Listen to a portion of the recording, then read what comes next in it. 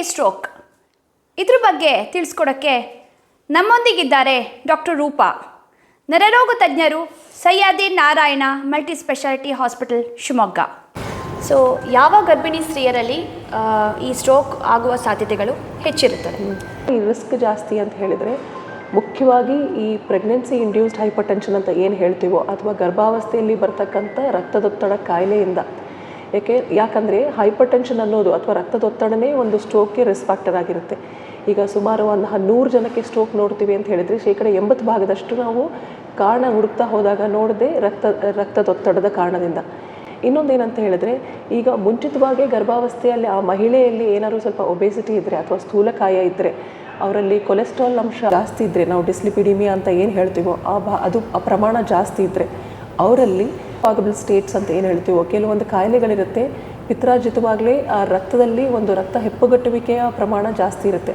ಆ ರೀತಿ ಮುಂಚಿತವಾಗಲೇ ಇದ್ದರೆ ವ್ಯಾಸ್ಕುಲೈಟಿಸ್ ಆಗಲಿ, ಈ ಆಪ್ಲಾ ಸಿಂಡ್ರೋಮ್ ಏನಂತೀವೋ ಆ ಕಾರಣದಿಂದ ಎಷ್ಟೋ ಬಾರಿ ಏನಾಗುತ್ತೆ, ರಕ್ತ ಹೆಪ್ಪುಗಟ್ಟುವಿಕೆ ಪ್ರಮಾಣ ಜಾಸ್ತಿ ಇರುತ್ತೆ. ಸೊ ಅಂಥವರಲ್ಲಿ ಸ್ಟ್ರೋಕ್ ಆಗೋ ಚಾನ್ಸಸ್ ಜಾಸ್ತಿ ಇರುತ್ತೆ. ಮಧುಮೇಹ ಅನ್ನೋದು ಗರ್ಭಾವಸ್ಥೆಯಲ್ಲಿ ಬರೋ ಚಾನ್ಸಸ್ ಇರುತ್ತೆ, ಅದು ಕೂಡ ಒಂದು ರಿಸ್ಕ್ ಫ್ಯಾಕ್ಟರ್ ಆಗಿರುತ್ತೆ ಸ್ಟ್ರೋಕ್ ಬರೋಕ್ಕೆ. ಸಂಬಂಧಿ ಕಾಯಿಲೆಗಳಿಂದನೂ ಸ್ಟ್ರೋಕ್ ಆಗೋ ಚಾನ್ಸಸ್ ಇರುತ್ತೆ. ಸೊ ಈಗಾಗಲೇ ಮಹಿಳೆಯಲ್ಲಿ ಮುಂಚಿತವಾಗಿ ಹೃದಯ ಸಂಬಂಧಿ ಕಾಯಿಲೆಗಳಿದ್ದರೆ, ಏನಾದರೂ RST ಅಥವಾ ಕಂಜನಿಟಲ್ ಹಾರ್ಟ್ ಡಿಸೀಸ್ ಅಥವಾ ಬೇರೆ ಏನಾದರೂ ಹೃದಯ ಸಂಬಂಧಿ ಕಾಯಿಲೆ ಇದ್ದು ಆ ಮಹಿಳೆ ಏನಾದರೂ ಗರ್ಭಾವಸ್ಥೆಯಲ್ಲಿದ್ದರೆ ಅವರಲ್ಲೂ ಸಹ ಈ ಸ್ಟ್ರೋಕ್ ಆಗೋ ಚಾನ್ಸಸ್ ಇರುತ್ತೆ.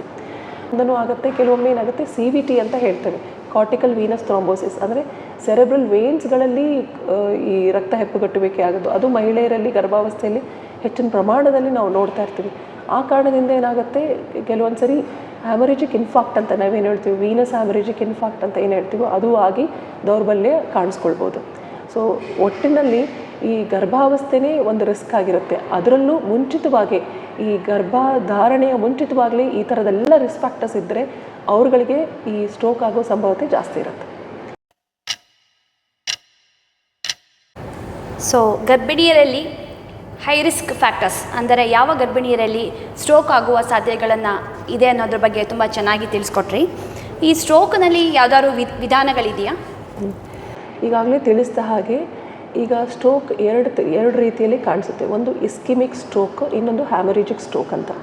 ಸೊ ಇಸ್ಕಿಮಿಕ್ ಸ್ಟ್ರೋಕ್ ಅಂದರೆ ನಾನು ಈಗಾಗಲೇ ಹೇಳಿದಾಗೆ ರಕ್ತನಾಳದಲ್ಲಿ ರಕ್ತ ಹೆಪ್ಪುಗಟ್ಟುವಿಕೆ ಆದಾಗ ಮೆದುಳಿನ ಕೋಶದಲ್ಲಿ ರಕ್ತ ಪ್ರಮಾಣ ಕಡಿಮೆ ಆಗುತ್ತೆ, ಸ್ಥಗಿತವಾಗುತ್ತೆ. ಆ ಕಾರಣದಿಂದ ಏನಾಗುತ್ತೆ, ಆ ಮೆದುಳಿನ ಭಾಗ ನಿಸ್ತೇಜ ಆಗಿ ದೌರ್ಬಲ್ಯಗಳು ದೇಹದಲ್ಲಿ ಕಾಣ್ತಾ ಹೋಗುತ್ತೆ. ಅದು ಇಸ್ಕಿಮಿಕ್ ಸ್ಟ್ರೋಕ್ ಅಂತ ಹೇಳ್ತೇವೆ. ಅದು 80% ಕಾಣಿಸ್ಕೊಳ್ಳುತ್ತೆ. ಅದೇ ಕಾಮನ್ ಆಗಿ ಕಾಣ್ತಕ್ಕಂಥದ್ದು. ಇನ್ನೊಂದೇನೆಂದರೆ ಹ್ಯಾಮರೇಜಿಕ್ ಸ್ಟ್ರೋಕ್ ಅಂತ. ಹ್ಯಾಮರೇಜಿಕ್ ಸ್ಟ್ರೋಕ್ ಅಂದರೆ ರಕ್ತನಾಳ ಹೊಡೆದು ರಕ್ತಸ್ರಾವ ಆಗಿ ಆ ಯಾವ ಪೋರ್ಷನಲ್ಲಿ, ಮೆದುಳಿನ ಯಾವ ಪೋರ್ಷನಲ್ಲಿ ರಕ್ತಸ್ರಾವ ಆಗಿರುತ್ತೋ ಆ ಮೆದುಳಿನ ಭಾಗ ನಿಸ್ತೇಜ ಆದಾಗ ಕೆಲವೊಂದು ದೌರ್ಬಲ್ಯಗಳು ಕಾಣಿಸ್ತಾ ಹೋಗುತ್ತೆ. ಅದಕ್ಕೆ BPಯಿಂದಲೇ ಕಾಮನ್ ಆಗಿ ನೋಡ್ತಕ್ಕಂಥದ್ದು. ಇದು ಇನ್ನೊಂದು ಭಾಗ, ಅದು 15-20% ಕಾಣಿಸುತ್ತೆ. ಸೊ 80% ಇಸ್ಕಿಮಿಕ್ ಸ್ಟ್ರೋಕ್ ಅಂದರೆ ರಕ್ತ ಹೆಪ್ಪುಗಟ್ಟುವಿಕೆಯಿಂದ ಆಗ್ತಕ್ಕಂಥದ್ದು. ಇನ್ನು ಮಿಕ್ಕಿದ್ದು ಏನಾಗುತ್ತೋ ಅದು 15-20% ಅದು ಹ್ಯಾಮರೇಜಿಕ್ ಸ್ಟ್ರೋಕ್ ಆಗಿರುತ್ತೆ. ಇಷ್ಟಲ್ಲದೇ ಈ ನಾವು ಇಸ್ಕಿಮಿಕ್ ಸ್ಟ್ರೋಕ್ ಅಂತ ಏನು ಹೇಳ್ತೀವೋ ಅದರಲ್ಲಿ ಈ 80% ಅಂತ ಏನು ಹೇಳಿದ್ನೋ ಅದರಲ್ಲಿ ಒಂದು 20% ಕಾರ್ಡಿಯೋ ಎಂಬೋಲಿಕ್ ಸ್ಟ್ರೋಕ್ ಅಥವಾ ಎಂಬೋಲಿಕ್ ಸ್ಟ್ರೋಕ್ ಅಂತ ಹೇಳ್ತೇವೆ. ಅಂದರೆ ರಕ್ತ ಹೆಪ್ಪುಗಟ್ಟುವಿಕೆ ಮೆದುಳಿನ ರಕ್ತನಾಳದಲ್ಲಿ ಆಗದೇನೆ ಬೇರೆನೆಲ್ಲೋ ಅಂದರೆ ಹಾರ್ಟಿಂದ ರಕ್ತ ಹೆಪ್ಪುಗಟ್ಟಿರುತ್ತೋ ಆ ಕಾರಣದಿಂದ ಅದು ಮೆದುಳಿನಲ್ಲಿ ಹೋಗಿ ರಕ್ತ ಹೆಪ್ಪುಗಟ್ಟುವಿಕೆಗೆ ಬರ್ತಕ್ಕಂಥದ್ದು ಎಂಬೋಲಿಕ್ ಸ್ಟ್ರೋಕ್ ಅಂತ ಕರಿತೇವೆ. ಕೆಲವೊಮ್ಮೆ ಮೆದುಳಿನ ರಕ್ತನಾಳದಲ್ಲೇ ಒಂದು ರಕ್ತನಾಳದಿಂದ ಇನ್ನೂ ಸ್ವಲ್ಪ ದೂರದಲ್ಲಿರೋ ರಕ್ತನಾಳದಲ್ಲಿ ರಕ್ತ ಹೆಪ್ಪುಗಟ್ಟುವಿಕೆ ಆಗಿ ಅದು ಅಲ್ಲಿ ಬೇರೆ ಇನ್ನೆಲ್ಲೋ ಜಾಗದಲ್ಲಿ ಹೋಗಿ ಮೆದುಳಲ್ಲೇ ಅಲ್ಲಿ ಹಾಕ್ತಕ್ಕಂಥದ್ದು, ಅದು ಆರ್ಟ್ರಿ ಟು ಆರ್ಟ್ರಿ ಎಂಬೋಲೈ ಅಂತ ಹೇಳ್ತೇವೆ. ಸೊ ಇದು ಎಂಬೋಲಿಕ್ ಸ್ಟ್ರೋಕ್. ಸೊ ಸಾಮಾನ್ಯವಾಗಿ ನೋಡಿದಾಗ ನಾವು ಕಂಡು ಬರ್ತಕ್ಕಂಥದ್ದು ಇಸ್ಕಿಮಿಕ್ ಸ್ಟ್ರೋಕು, ಅದೇ ರಕ್ತ ಹೆಪ್ಪುಗಟ್ಟುವಿಕೆಯಿಂದ 80%, ಅದರಲ್ಲಿ 20% ಎಂಬೋಲಿಕ್ ಸ್ಟ್ರೋಕ್ ಆಗಿರುತ್ತೆ. ಇನ್ನು ಮಿಕ್ಕಿದ್ದು ಏನು 15-20% ಏನಿದೆಯೋ ಅದು ಹ್ಯಾಮರೇಜಿಕ್ ಸ್ಟ್ರೋಕ್ ಅಂತ ಹೇಳಿ. ಇಷ್ಟೊತ್ತು ಡಾಕ್ಟರ್ ರೂಪಾ ಅವರು ನಮ್ಮೊಂದಿಗೆ high risk factors for stroke ಅಂದರೆ ಯಾವ ಗರ್ಭಿಣಿ ಸ್ತ್ರೀಯರಲ್ಲಿ ಸ್ಟ್ರೋಕ್ ಉಂಟಾಗುವ ಸಾಧ್ಯತೆಗಳಿದೆ, ಹೈಪರ್ ಟೆನ್ಷನ್, ಶುಗರ್ ಇರೋವಂಥದ್ದು, ಸ್ಥೂಲಕಾಯ ಇರುವಂಥದ್ದು ಹಾಗೂ ಆಪ್ಲಾ ಸಿಂಡ್ರೋಮ್ ಹಾಗೂ DVT ಆಗಿರುವಂಥ ಪೇಷಂಟ್ಗಳಲ್ಲಿ ಸ್ಟ್ರೋಕ್ ಉಂಟಾಗುವ ಸಾಧ್ಯತೆ ಹೆಚ್ಚಾಗಿದೆ ಎಂದು ತಿಳಿದುಕೊಟ್ರು. ಇದೇ ಮುಂಬರುವ ಸಂಚಿಕೆಯಲ್ಲಿ ನಾವು ಬಿ ಫಾಸ್ಟ್ ಅಂದರೆ ಏನು, ಸ್ಟ್ರೋಕ್ ರೆಡಿ ಹಾಸ್ಪಿಟಲ್ ಅಂದರೆ ಏನು ಅನ್ನೋದ್ರ ಬಗ್ಗೆ ತಿಳ್ಕೊಳ್ಳೋಣ. ನಮ್ಮ ಚಾನಲನ್ನು ದಯವಿಟ್ಟು ಸಬ್ಸ್ಕ್ರೈಬ್ ಮಾಡಿ. ಲೈಕ್ ಮಾಡಿ ಹಾಗೂ ಶೇರ್ ಮಾಡಿ.